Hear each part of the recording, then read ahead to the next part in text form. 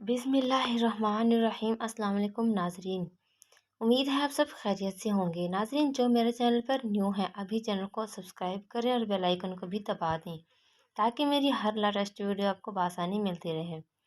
آج سے کئی سال پہلے جب ابو امی کی نئی نئی شادی ہوئی تھی، اس وقت ابو ایک ٹھیکیدار کے پاس مزدوری کرتے تھے، جس کی وجہ سے اکثر رات میں دیر سے گھر واپس آیا کرتے تھے۔ اسٹاپ سے اتر کر گھر آنے کے لیے کافی پیدل چلنا پڑتا تھا۔ پہلے میدان آتا تھا جسے کراس کر کے روڈ کے ساتھ گلیوں کا سلسلہ تھا۔ انہی گلیوں میں سے میدان کے سامنے والی گلی میں ہمارا گھر تھا۔ کہا جاتا ہے کہ اس میدان میں کچھ ایسی بھی چیزیں ہیں۔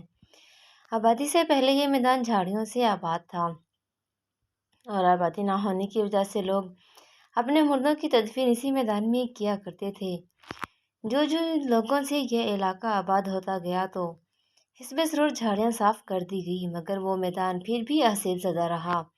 اس علاقے کے مکینوں کے ساتھ بہت سے ناقابل فراموش واقعات پیش آتے رہے۔ ایسا ہی ایک واقعہ میرے ابو کے ساتھ پیش آیا۔ ایک رات ابو کو کام کرتے کرتے دیر ہو گئی۔ تقریباً اس وقت 2:30 سے 3 بجے کا وقت تھا، یعنی پچھلے پہر۔ ابو روز کی طرح اس دن بھی اسٹاپ پر اترے اور گھر کی جانب تیز قدموں سے بڑھنے لگے، اور جیسے ہی انہوں نے میدان میں قدم رکھا تو ان کو ایک چھوٹے بچے کی رونے کی آوازیں آنے لگی۔ ابو کافی گھبرا گئے کہ اس وقت ایک چھوٹا سا بچہ کیوں رو رہا ہے، کہیں کوئی اسے چھوڑ کر تو نہیں چلا گیا۔ ابو ابھی اسی سوچ میں تھے اور ان کے کاندھے پر ایک ٹول باکس بھی تھا۔ کام کرنے کے لیے ابو ٹول باکس اپنے ساتھ لے کر ہی آتے جاتے تھے، جو کہ کافی ہیوی تھا۔ ابو نے آواز کا تعاقب کیا تو کیا دیکھتے ہیں کہ میدان میں ایک چھوٹا سا بچہ بری طرح سے رو رہا ہے۔ وہ بچہ بہت چھوٹا تھا، بہت ہی چھوٹا بچہ اتنی رات میں میدان میں اکیلا کیسے ہو سکتا ہے۔ ابو اسی خیال اور شش و پنج میں تھے، لیکن ابو کو سمجھ نہیں آ رہا تھا کہ وہ اس بچے کی مدد کیسے کریں۔ اتنی رات میں اس بچے کو اکیلا روتا بلکتا چھوڑ کر کیسے جائیں۔ بہرحال بہت سوچنے کے بعد ابو نے فیصلہ کیا کہ اس بچے کی مدد کرنی چاہیے اور صبح ہوتے ہی بچے کو اس کے والدین سے ملوا دیا جائے، یعنی پولیس کی مدد سے بچے کی مدد کی جائے۔ ابو متواتر سوچ رہے تھے کہ پتہ نہیں اس بچے کے ساتھ ایسا کیا ہوا ہوگا، اسے کون یہاں چھوڑ کر چلا گیا، اس کے ماں باپ کہاں ہوں گے، ان کے دلوں پر کیا بیت رہی ہوگی، وہ کس حال میں ہوں گے۔ اتنے سوالوں کے ساتھ ابو اس بچے کی جانب بڑھے اور جیسے ہی ابو نے اس بچے کو گود میں اٹھانے لگے تو کیا دیکھتے ہیں کہ وہ بچہ آہستہ آہستہ بڑا ہوتا چلا گیا۔ ابو اس کے بالکل قریب کھڑے تھے۔ ابو کے کاندھے پر ہیوی ٹول باکس بھی تھا۔ ابو تو وہیں ساکت کھڑے ہو کر اسے دیکھتے رہے، وہ اپنی جگہ سے ہل بھی نہیں پا رہے تھے۔ ایک چھوٹا سا بچہ اچانک اتنا بڑا کیسے ہوتا جا رہا ہے، اتنا بڑا کہ اس کی لمبائی کا اندازہ لگانا اب تو ابو کے لیے ناممکن سا ہو گیا تھا۔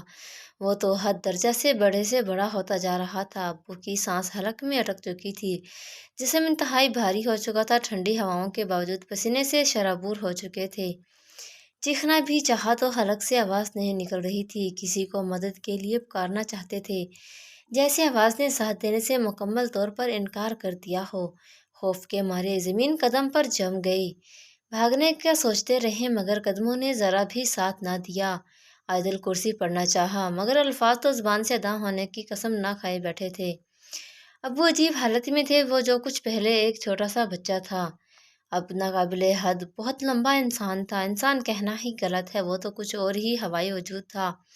جیسے ہی وہ ابو کی جانب جھکا تو ابو نے اپنی تمام تر ہمت کو یکجا کیا اور لا حول ولا پڑھ کر کاندھے سے ٹول باکس میدان میں ہی پھینکا اور زور زور سے بھاگنا شروع کر دیا۔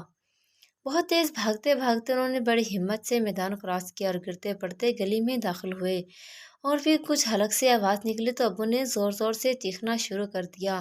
تو گلی کے کچھ آدمی ابو کے چیخنے پر اپنے اپنے گھروں سے باہر نکلے، اور وہ بہت لمبا اور حد درجہ وسیع وجود اب ابو کے پیچھے پیچھے آ رہا تھا۔ گلی کے کافی لوگوں نے اس وجود کو ابو کے پیچھے آتا دیکھا تو سب لوگ پریشان ہو گئے کہ کوئی انسان اتنا لمبا تو نہیں ہو سکتا، یہ یقیناً کوئی اور مخلوق ہے، کیونکہ ایک نارمل انسان کا قد اتنا لمبا تو نہیں ہوتا۔ اب گلی کے سارے لوگ پریشان تھے کہ اگر وہ مخلوق گلی کے اندر داخل ہو گئی تو کیا ہوگا۔ سب کے گھروں میں بیوی بچے ہیں، سب ڈر جائیں گے، کیسے اس کو گلے کے اندر آنے سے روکا جائے؟ اور وہ گلے کے باہر کھڑا مستقل ابو کو گھور رہا تھا۔ ابو مارے خوف کے گلے میں آتے ہی بے ہوش ہو گئے تھے۔ چند آدمیوں نے ابو کو سنبھال کر ایک چبوترے پر لٹا دیا تھا۔ ابو کے والد یعنی میرے دادا جان ایک روحانی عالم تھے۔ دادا جان بلند آواز سے قرآن آیتیں پڑھنی شروع کر دی تو چند ہی لمحے گزرے تھے کہ وہ مخلوق غائب ہوگی، اور پھر لوگوں کی مدد سے دادا جان ابو کو گھر لائے اور ساری رات جاگ کر ان پر دم کرتے رہے۔ محلے کے تمام لوگ دادا جان سے اپنے بچوں پر دم کروانے آتے تھے، نظر بد جھاڑ بھی دیا کرتے تھے۔ دادا جان روحانیت سے تعلق رکھنے کی بنا پر محلے میں خاصے مشہور بھی تھے۔ اس واقعے کی وجہ سے ابو بخار میں کئی دن تپتے رہے۔ قرآن آیات کے دم کرنے کی وجہ سے ابو کی طبیعت کافی بہتر ہوتی چلی گئی۔ آہستہ آہستہ ابو پھر سے نارمل زندگی کی جانب آ گئے، لیکن پورا محلہ خاصا پریشان تھا، کیونکہ اس طرح کے واقعات کا ہونا تو آئے دن کا معمول بن گیا تھا۔ آئے دن کسی نہ کسی کے ساتھ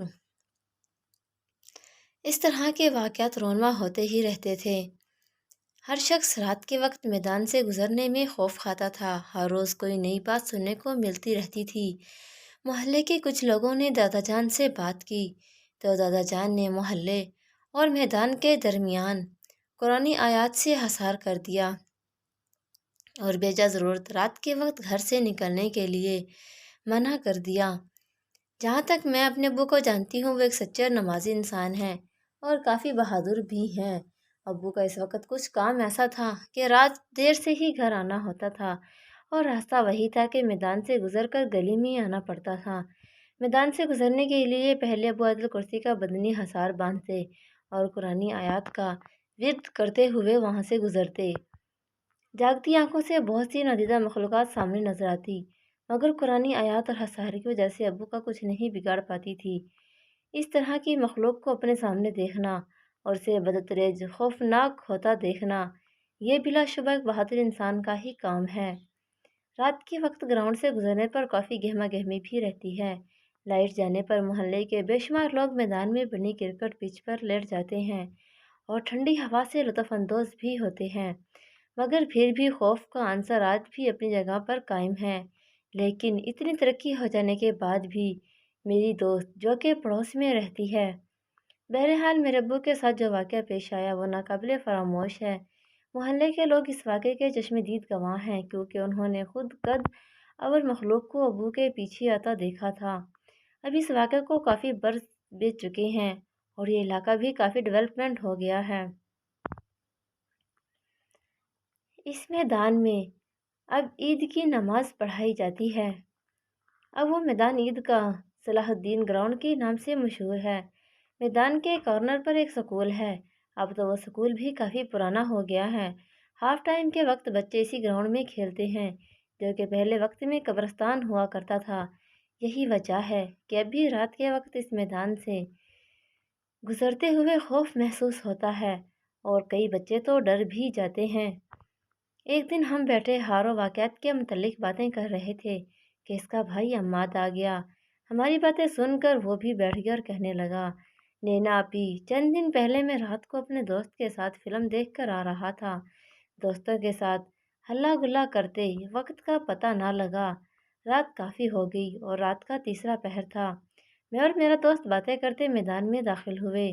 ہم باتیں کرتے ہوئے چل رہے تھے کہ ہم نے دیکھا میدان میں سرخ جوڑے میں ملبوس ایک خوبصورت بہت ہی حسین و جمیل عورت کرکٹ پچ پر بیٹھی ہے۔ میں اور میرا دوست اس سجی دھجی عورت کو 3 بجے کے وقت اکیلا بیٹھے دیکھ کر پریشان ہو گئے کہ وہ اکیلی اس ٹائم میدان میں کیا کر رہی ہے۔ میدان میں تو شادیوں کے پروگرامز ہوتے ہیں، بہت خوبصورت میدان کو سجایا جاتا ہے، مگر آج تو ایسا نہیں لگ رہا کہ کوئی پروگرام ہو۔ ہم دونوں پریشان نگاہوں سے اس کی طرف دیکھ رہے تھے کہ اس ٹائم یہ عورت یہاں کیا کر رہی ہے۔ میرا دوست مجھ سے کہنے لگا، یار حماد، مجھے تو کچھ گڑبڑ لگ رہی ہے، یہ عورت ہے یا کہیں کچھ اور شے۔ میں نے دوست کو کہا، یار تو بڑا ڈرپوک ہے، ہمیں اس کی مدد کرنی چاہیے۔ ہم ابھی اسی بحث میں تھے کہ وہ عورت دلہن کا لباس پہنے ہم دونوں کے قریب آنے لگی۔ قریب آتے ہی اچانک اس کا چہرہ بگڑنے لگا۔ دیکھتے ہی دیکھتے وہ خوبصورت و حسین جمیل عورت سے بے انتہا خوف شکل اختیار کر گئی۔ اس دلہن کا اتنا بھیانک چہرہ دیکھ کر ہم دونوں ڈر کے مارے بھاگ گئے۔ تیز تیز بھاگتے ہوئے ہم اپنی گلی میں داخل ہوئے اور گھر کا دروازہ بری طرح سے پیٹ ڈالا اور گہرے سانس لینے لگے۔ ہم بہت زیادہ گھبرا گئے تھے اور پھر کافی دنوں تک بہت تیز بخار بھی رہا۔ اپنے دوست کے بھائی ہاتھ سے یہ واقعہ سن کر میں حیران نہیں تھی، مگر اس سوچ میں مبتلا ضرور تھی کہ اتنے سال گزر جانے کے بعد بھی یہ معاملات ابھی تک قائم ہیں۔ اللہ تعالیٰ نے کہیں جان آباد کیے ہیں، ایسی مخلوقات کی بھی ایک دنیا ہے اور ہم انہیں دیکھنے سے قاصر ہیں۔ جانے انجانے میں ان مخلوقات کے رٹ جانے کا سبب بن جاتے ہیں، جس کی وجہ سے ہمیں پریشانی سے دوچار ہونا پڑتا ہے۔ میری اپنے قارئین کرام سے گزارش ہے کہ جب بھی رات کو گھر سے نکلیں تو 3 بار آیت الکرسی پڑھ کر بدنی حصار باندھ لیں۔ کوشش کریں کہ رات کے وقت گھر سے کم ہی نکلیں۔ بدنی حصار کا طریقہ یہ ہے کہ 3 مرتبہ آیت الکرسی پڑھ کر دونوں ہاتھوں پر دم کریں اور پھر دونوں ہاتھ سر اور پیر پورے بدن پر پھیر لیں۔ اللہ تعالیٰ ہم سب کو اپنے حفظ و ایمان میں رکھے اور نادیدہ مخلوقات سے محفوظ رکھے، آمین۔ ناظرین، اگر میری ویڈیو پسند آئی ہو تو اسے لائک اور شیئر کرنا مت بھولنا اور مجھے کمنٹ سیکشن میں ضرور بتانا۔